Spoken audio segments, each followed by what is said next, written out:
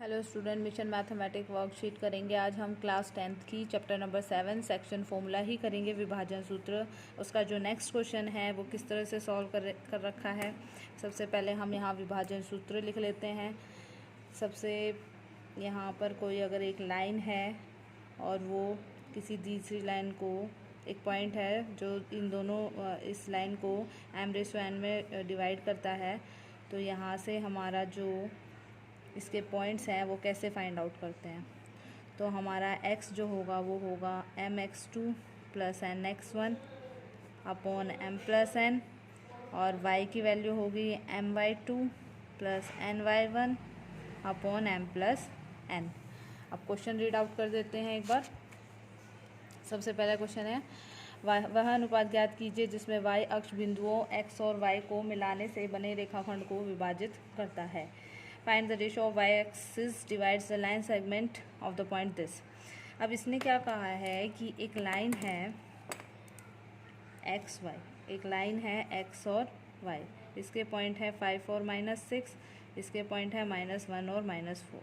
कहते हैं कि कोई एक पॉइंट है जो y एक्सिस उसको डिवाइड कर दिया, यानी वो पॉइंट जो है वो y एक्सिस पर है। y एक्सिस पर है तो उसका x जो है वो 0 होगा और y हमें नहीं पता।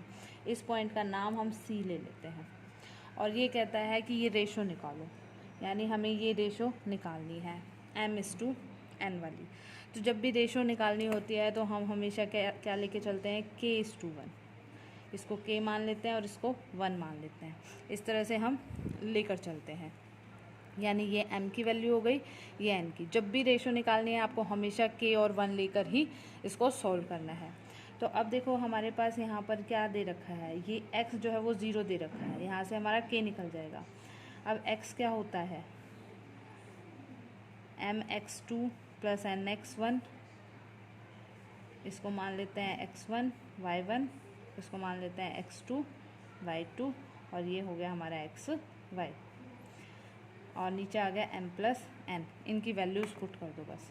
m की वैल्यू है k, x2 कितना हो गया -1, n की वैल्यू है 1 और x1 कितना हो गया 5, और m+1 यानी k+1, और x कितना दे रखा है 0।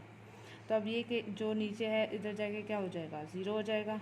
ऊपर क्या बचा -k+5, यानी यहाँ ये k उधर जाके क्या हो जाएगा प्लस, तो यहाँ k की वैल्यू कितनी आ गई 5, यानी ये इस लाइन को कितनी रेशो में डिवाइड कर रहा है, 5:1 रेशो में।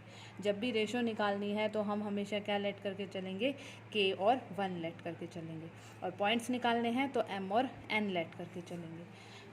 ठीक है। अब इसका क्वेश्चन ऑफ द डे भी इसी में करवा रही हूँ मैं, लास्ट में देखेंगे आप। क्वेश्चन ऑफ द डे है हमारा।